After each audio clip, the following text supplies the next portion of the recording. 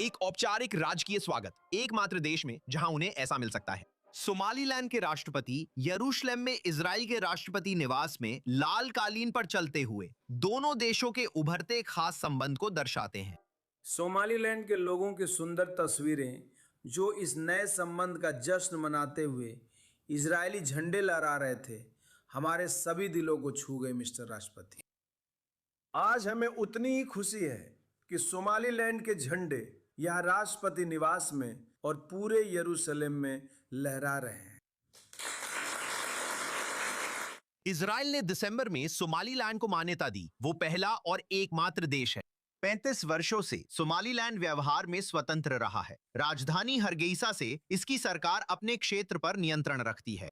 कई देशों ने सोमालीलैंड को स्वतंत्र माना है, पर केवल इजराइल ने आधिकारिक मान्यता दी है। वहां के लोग बहुत उत्साहित हैं। राष्ट्रपति अब्दी रहमान मोहम्मद अब्दुल्लाही सहित सभी।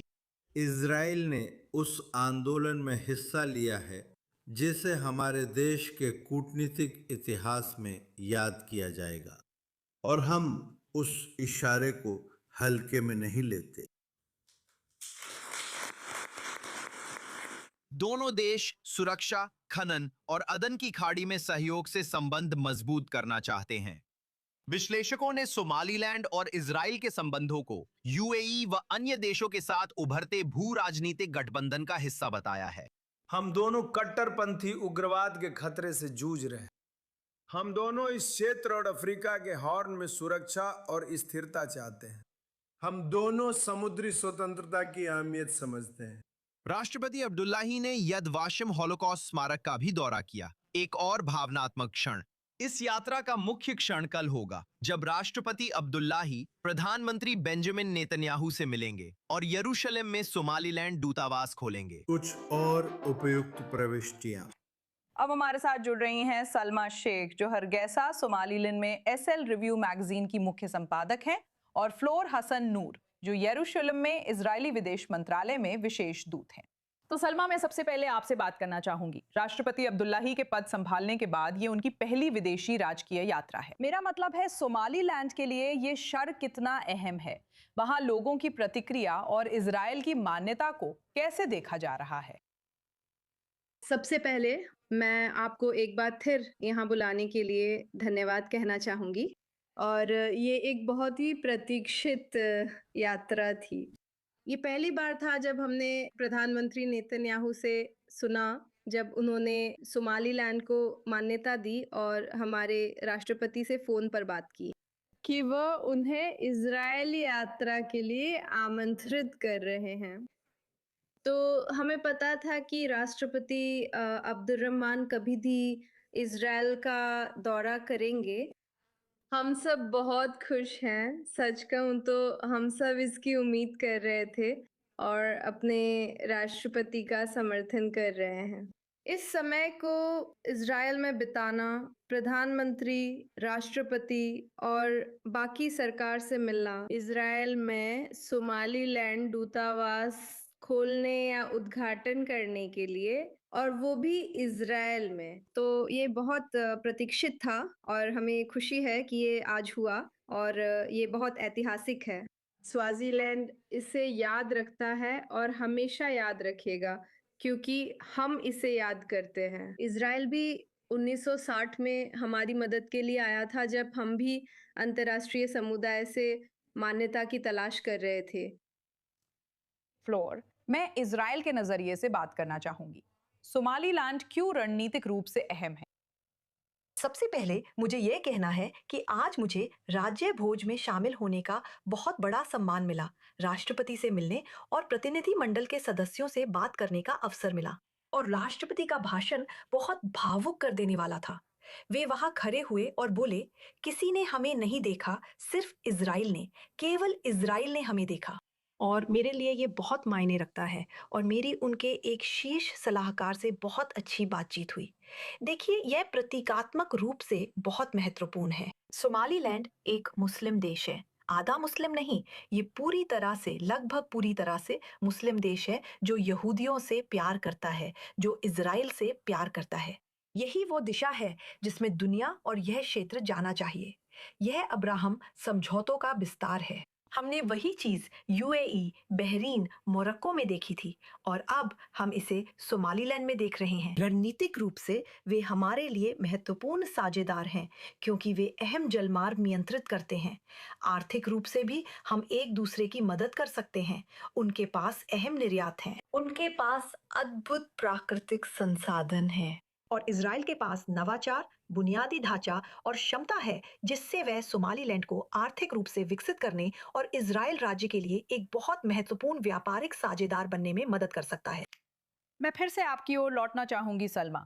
सोमालीलैंड 3 दशक से अंतर्राष्ट्रीय मान्यता पाने की कोशिश कर रहा है। स्पष्ट रूप से इजराइल का यह फैसला बहुत स्वागत योग्य है, लेकिन अन्य देशों से, खासकर पड़ोसी सोमालिया से काफी विरोध भी हुआ है। क्या जनता के बीच ये डर है कि कोई ना कोई प्रकार की प्रतिक्रिया हो सकती है, खासकर सोमालीलैंड के राष्ट्रपति की इजराइल यात्रा के बाद?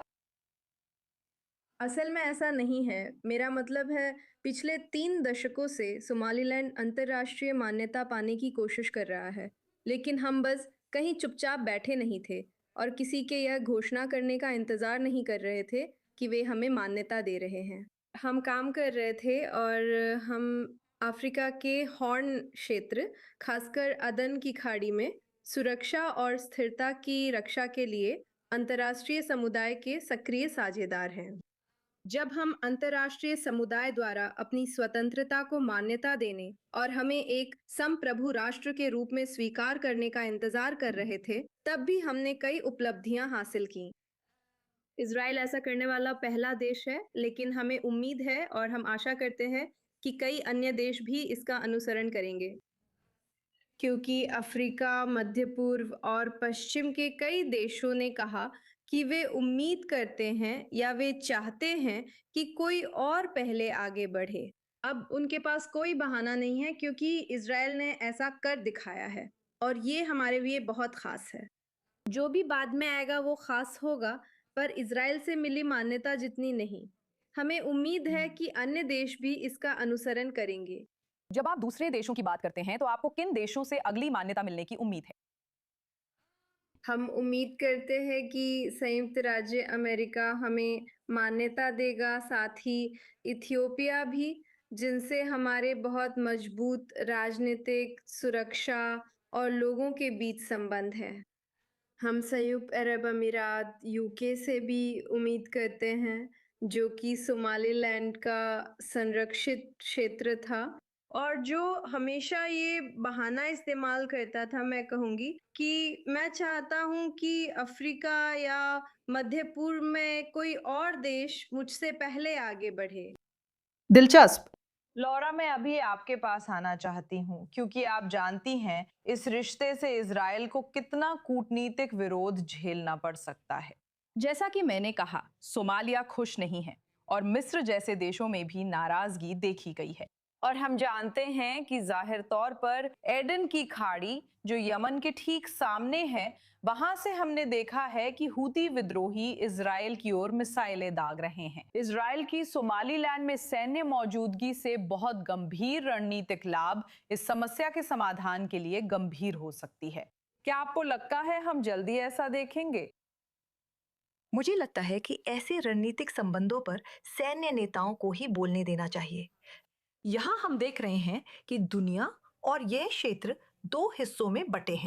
वे देश जो शांति और समृद्धि चाहते हैं और वे देश जो जिहादी विनाश चाहते हैं, और सोमालीलैंड इसका शिकार रहा है। उन्हें उन्हीं कट्टरपंथियों ने नरसंहार में मारा जिसमें 2 लाख लोग मरे। वही लोग हमें भी मारना चाहते हैं। ये वही कट्टरपंथी हैं जिन्हें यूएई से उनकी गतिविधियों के कारण निकाला गया और जो क्षेत्र वे दुनिया को बर्बाद कर रहे हैं। और इसलिए हम एक साथ बहुत कुछ कर सकते हैं क्योंकि हमारे बीच एक दूसरे के लिए प्यार है, लेकिन साथ ही हमारे दुश्मन भी एक जैसे जहरीले हैं।